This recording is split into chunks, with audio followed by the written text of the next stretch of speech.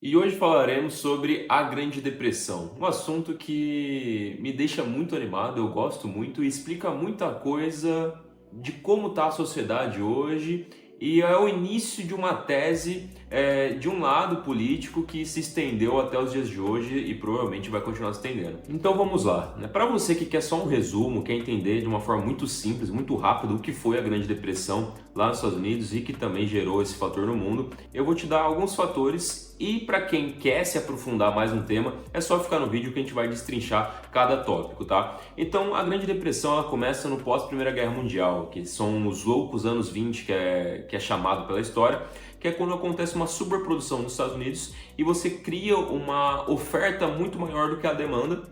E aí, durante todos os anos de 1920, né, se gerou essa superprodução.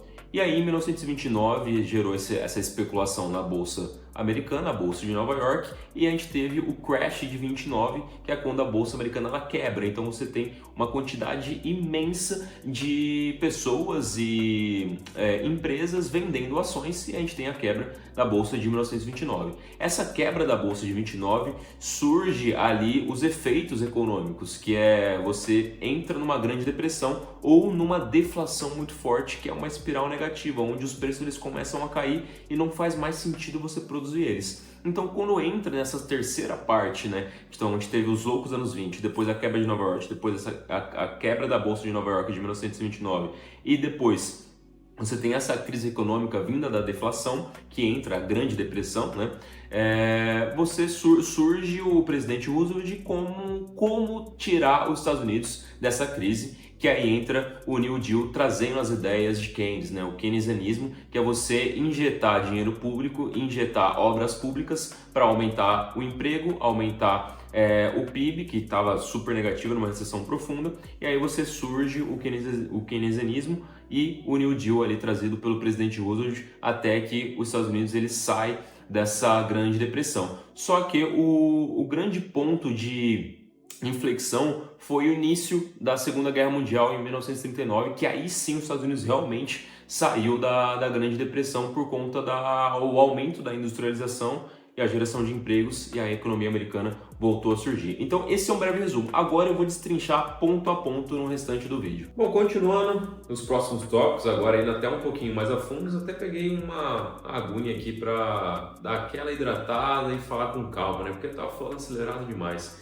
Bom, a história ela começa como toda boa bolha financeira, que é uma especulação exacerbada, um otimismo exagerado, onde todo mundo acha que as coisas estão muito boas e não tem como dar errado. Essa é uma das principais características de qualquer bolha, é o otimismo onde ninguém acha que pode dar errado, ninguém acha que nada pode quebrar, tudo está muito bom. E foi exatamente isso que aconteceu no início de 1920. Né? Os Estados Unidos ele vinha com uma superprodução, né, como eu falei no resuminho, e as indústrias, as empresas contratando o mercado de trabalho aquecido, produzindo, só que quem que ia comprar? Cadê a demanda? Então você não tinha uma demanda suficiente para consumir toda a oferta gerada. Isso não foi só um setor, isso era na indústria como um todo. Eu estou falando tanto das commodities mais leves, né, arroz, papel, algodão e assim por diante, como indústrias pesadas de automobilística, bens industriais, né, tornos e tudo, né? Então você tinha uma crise geral e um otimismo muito grande para uma bolsa que não estava tão em alta, né? As empresas elas não estavam gerando tanto lucro. Então quando acontece, quando chega em 1929, você tem a crise, né, a quebra da Bolsa de Nova York, onde foram vendidas mais de 16 milhões de ações, né, aproximadamente, se eu não me engano esse é o número, e mais de bilhões de reais ali perdidos em uma quinta-feira, né, que foi apelidada de Quinta-feira Negra, que foi o dia do caos. Então depois desse grande volume de vendas na Bolsa dos Estados Unidos, né, tô tomando cuidado para não falar Bolsa Brasileira, que eu tô tendencioso a falar Ibovespa, mas não tem nada a ver. Mas então depois dessa venda aí gigantesca da bolsa do dia, né, e da quinta-feira, a bolsa quebrou, né, e junto com ela desapareceu bilhões de dólares juntos. Então, depois que aconteceu essa quebra na bolsa de Nova York de 1929, a gente entra, né, numa terceira fase ali da Grande Depressão, que é a principal fase, que é a crise econômica. Então, quando você tem bancos quebrando, e esses bancos eles quebraram porque começou a ter uma inadimplência muito grande, porque as pessoas perderam emprego, se as pessoas perderam emprego não tinha como você pagar os seus créditos, as suas hipotecas, e aí os bancos começaram a quebrar e você teve uma enxurrada de bancos quebrando. O Fed ali, existe um estudo que diz que foi uma grande falha do Banco Central americano, justamente essa, que foi deixar muitos bancos quebrarem, que eles corrigiram nessa crise imobiliária de 2008, né? Que eles deixaram apenas um. O Lehman Brothers quebrou em 2008 como um exemplo, para não fazer mais aquela cagada que tinha, e corrigiram isso. Mas em 1929, na primeira quebra da bolsa, o Fed ele não interferiu e deixou vários bancos quebrarem. E se vários bancos quebram, o país como um todo ele acaba quebrando, né? Então essa foi a grande crise econômica, o estopim ali em 1929, e aí depois você tem vários economistas tentando ajudar os Estados Unidos a sair desse limbo. E aí você tem o presidente Roosevelt, que ele começa a juntar as ideias ali de John Keynes, né, com o keynesianismo, que ele é explicado, né, como uma interferência maior do Estado na economia. Agora, por que a ideia de Keynes ele precisou surgir? Por que o presidente Roosevelt ele precisou implementar uma saída dessa catástrofe que estava virando os Estados Unidos? Bom, 3 motivos principais. O PIB ele entrou uma queda de 30%, então os Estados Unidos eles estavam vivendo uma recessão de 30%. Para quem não consegue dimensionar isso, o Brasil com um PIB negativo de 0,5% já é um caos. Imagina 30% numa economia como os Estados Unidos. O segundo motivo foi, além do PIB, e uma consequência desse PIB é o aumento do desemprego. Então os Estados Unidos estavam com 25% da população desempregada. E o terceiro ponto é a deflação, que a gente entra nessa espiral negativa, né, que aí surge o nome de Grande Depressão por conta de uma deflação muito grande, que é basicamente o seguinte, né? Eu vou abrir um parênteses aqui para explicar o que é uma deflação, que é uma das principais partes da Grande Depressão. Basicamente assim, uma deflação ele é o contrário da inflação. A inflação é quando a gente tem um aumento dos preços, né? Então hoje essa garrafinha estava sendo vendida por R$10, amanhã ela está sendo vendida por R$11,50. Ou seja, isso aqui é uma inflação, até muito, né? Isso aqui não custa R$10 nunca, mas enfim, só para exemplificar, isso é uma inflação. A deflação é o contrário. A deflação é como se hoje eu comprasse essa garrafinha por R$10, amanhã ela está 9. Agora você imagina isso acontecendo no país inteiro e com todos os consumos, todos os produtos. Então um carro que antes estava valendo R$100 mil, vendia por R$100 mil, na semana seguinte estava sendo vendido por R$80 mil. E na outra semana estava sendo vendido por R$70 mil. O que as empresas que produzem esse carro ou essa garrafinha vão fazer? Parar de produzir. Por que eu vou produzir algo que eu estou vendendo cada vez por menos dinheiro e isso está prejudicando a minha margem?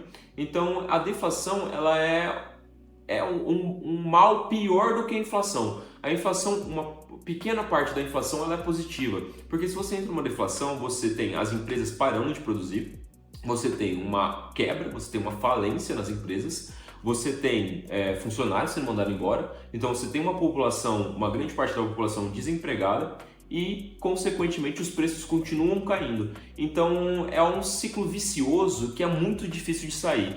Por isso que uma deflação grande ela é muito mais prejudicial do que uma inflação, porque para você corrigir uma deflação, né, que nem foi a Grande Depressão, é algo difícil, quase que impossível. E aí entra como que os Estados Unidos fez isso, como que o presidente Roosevelt fez isso em 1933, se eu não me engano, tá? Então o presidente Roosevelt ele pegou as ideias de Keynes, né, o keynesianismo, e para sair desse limbo deflacionário, ele começou o Estado próprio gerar empregos, gerar obras. Então o presidente Roosevelt ele lançou vários meios para que a população lá criasse emprego. Então você teve construção de hidrelétricas, obras públicas no geral, rodovias e assim sucessivamente, para ter uma geração de emprego maior e a população começasse a fomentar o consumo de novo, até que isso se perdurou durante um tempo. Então, que ele deu um nome, né, desse conjunto inteiro, essa parte é muito importante, ele deu o nome de New Deal. Então você tem esse novo acordo gerando empregos, gerando consumo, e as empresas voltando a abrir e voltando a produzir e criando uma demanda e uma oferta até que o país girasse. Isso não tirou os Estados Unidos da Grande Depressão, isso estancou o sangramento. Agora, o que curou a ferida mesmo veio apenas em 1939, com o que foi a Segunda Guerra Mundial. Então, quando começa a Segunda Guerra Mundial, existe uma criação de oferta, uma criação de demanda muito grande, principalmente para a indústria bélica, e aí você tem a indústria de metais, você tem os derivados da parte bélica, e isso causou nos Estados Unidos uma nova revolução que aí sim tirou o país do limbo, e aí a gente conhece ele como os Estados Unidos até hoje. Espera só mais um pouquinho que o vídeo ainda não acabou, tá? Eu queria te mostrar como que o governo de esquerda ele trabalha hoje em dia e como que Keynes e o New Deal ele interfere nas políticas atuais do governo de esquerda, tá? Então, quando o presidente Roosevelt ele solta o New Deal ali para reforma e ajudar o país a se reerguer depois de uma crise, isso é muito importante, depois de uma crise, ele é pautado nos 3Rs que ele deu de nome, tá? Relief, Recover, Reform, que são basicamente o quê? Um alívio, ou seja, eu vou soltar políticas, eu vou soltar auxílios para o pessoal que está desempregado e não consegue arrumar emprego.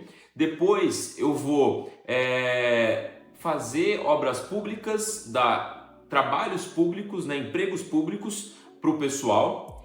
E aí eu vou gerar obras, eu vou gerar o governo, e depois eu vou gerar reformas trabalhistas para ajudar toda essa população. Então você percebe como que as ideias de Keynes e de como foi o New Deal, ele interfere diretamente em como o governo de esquerda ele costuma trabalhar, porque é pautado no keynesianismo, tá? Então é basicamente esse adendo que eu queria fazer, queria que você entendesse como que a Grande Depressão ela também influencia nos dias de hoje, principalmente nos governos de esquerda, tá?